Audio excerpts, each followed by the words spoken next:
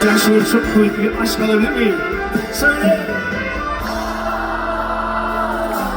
Seni bana yazmışsan niye bu ceza? Bu can yazsa. Sadece sizde. Git.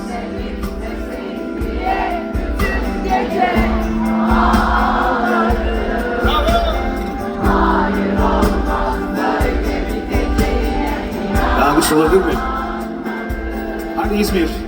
Gidersen falan hayalinle gel. Sensiz olmaz öyle biteceğine inanmadım. Bitme bitmesin diye bütün gece ağladım.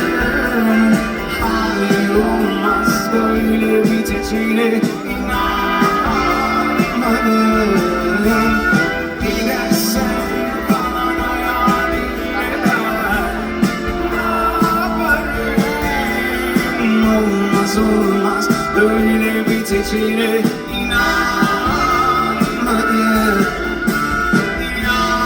İnanmadım. Hadi bir kez daha tempo İzmir.